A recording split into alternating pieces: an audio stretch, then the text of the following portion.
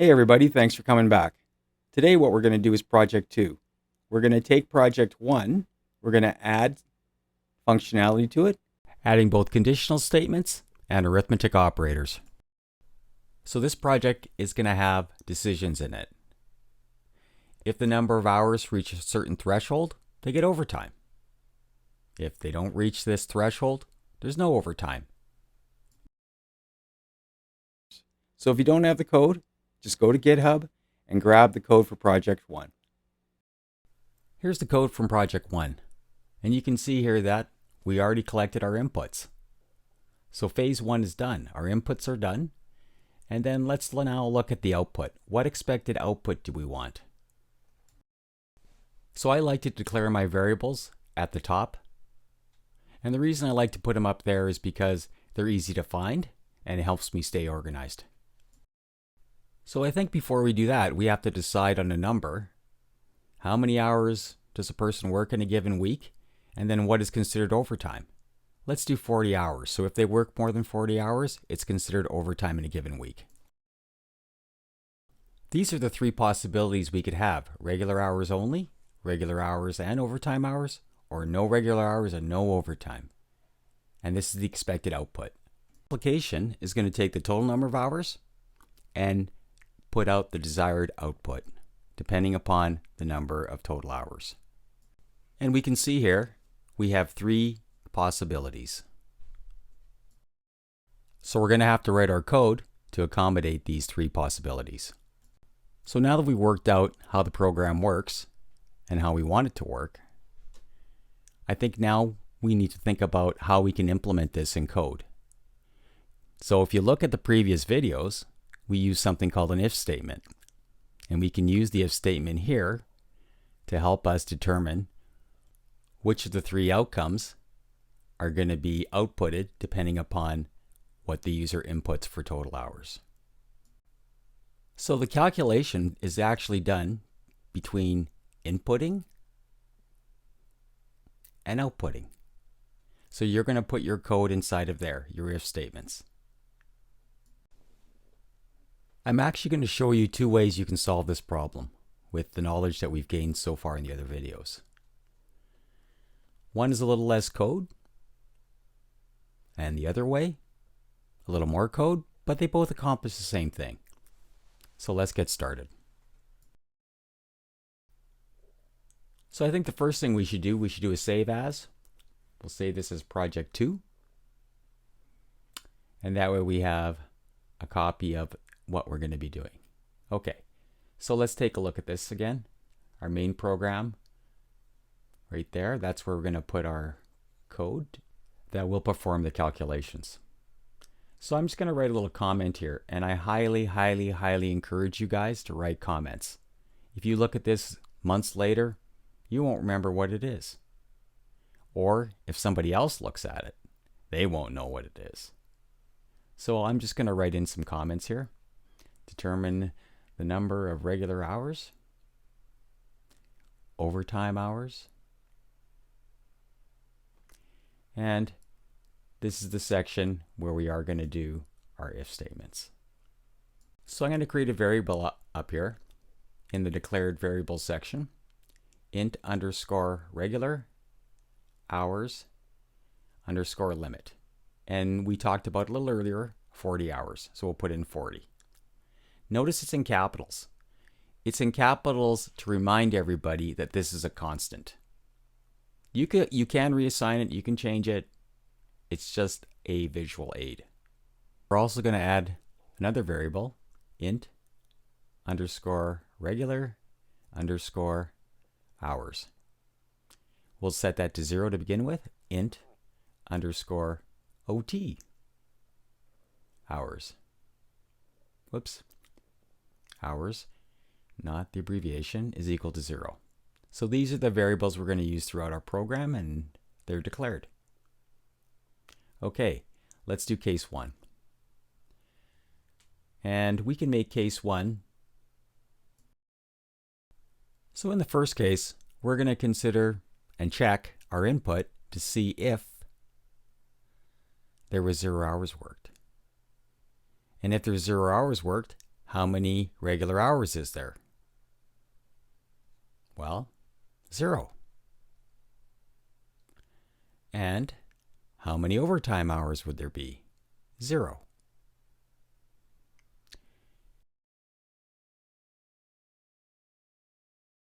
I made a boo-boo with my conditional, didn't I? You need 2 equal signs, right?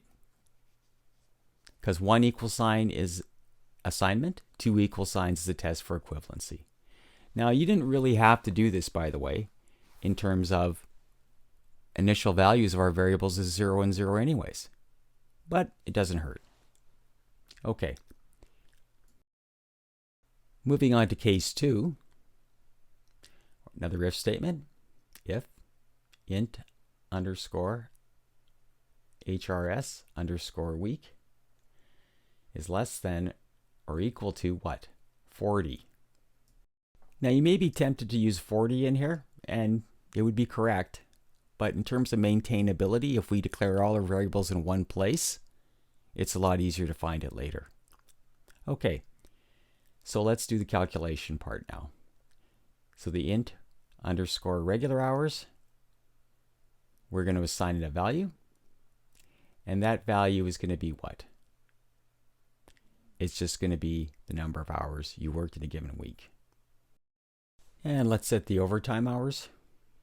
And of course, it's equal to 0 because they didn't qualify. They didn't work more than the limit. So let's do the final case, case 3, where we do have some overtime. So let's check that condition. If int underscore hours underscore week is greater than int regular hour limit, so we have more than 40 hours, then our regular hours is going to be equal to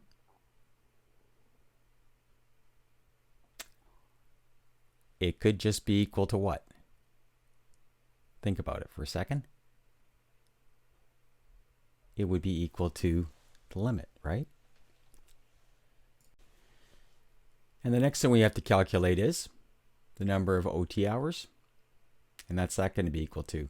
Well, that's going to be equal to the total number of hours they worked, subtracting our int regular hours limit. And I think we're done with the calculation part now. We still have one more step to do though, don't we? We have to print the results out. It's actually super important that we get the format correct. If your users expect a certain format, you want to make sure that you qualify it with them that this is the exact output that they are looking for. So let's get started.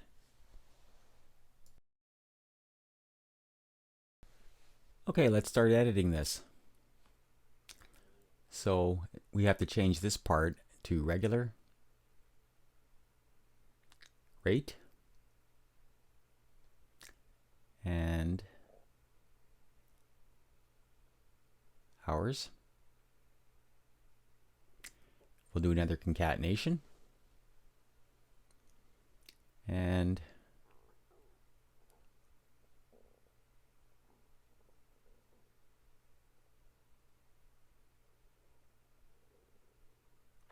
another concatenation.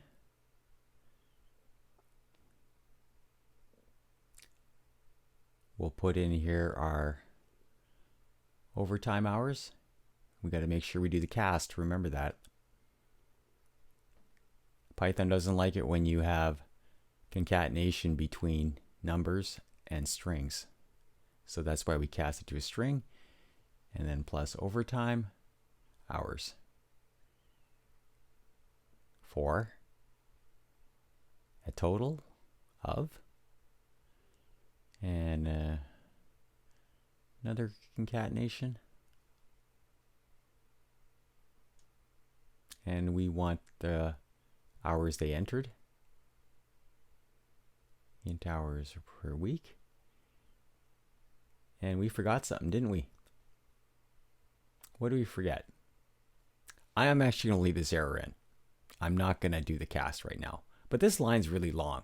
So what you can do is add a space, a plus symbol, and a backslash, and that will give you a line continuation. So let's run it we'll use our data that we're provided with, John, 40 hours, and there's the error, right? And Visual Studio Code says here line 35 is the error. Now that's all considered one line, even though we broke it up. This is why I wanted to show you this. Okay, so we'll do the cast. We'll try to run it again. And we'll enter in John. Number of hours, 40. John worked 40 regular rate hours and 0 overtime hours for a total of 40.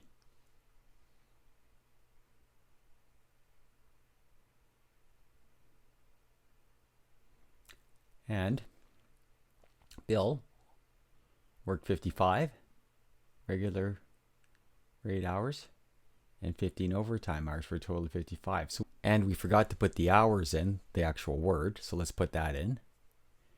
And let's figure out why our program isn't behaving. Well, let's run it again. Kate, 0 hours. Okay, so Kate works, Bill doesn't work. So let's fix this error. And our error is we picked the wrong variable to output. We don't want what the user put in here for our regular rate hours, right? We want our variable int underscore regular hours in there. So we'll just change that up.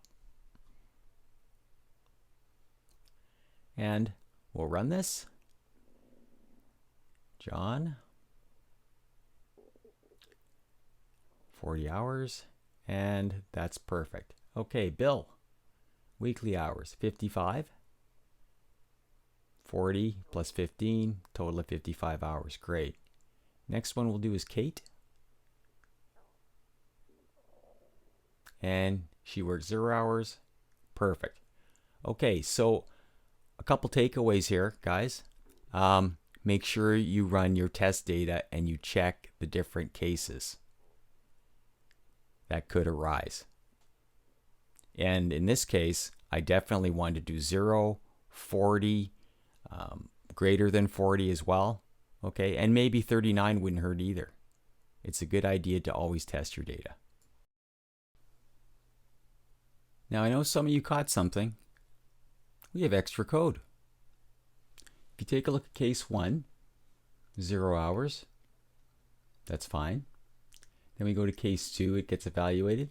Well, if we enter in 0 hours, doesn't case 2 cover it too? Look at that if statement. And of course, case 3. So if we enter in 0 hours, case 1 and case 2, the if statement code is evaluated. So we have extra code.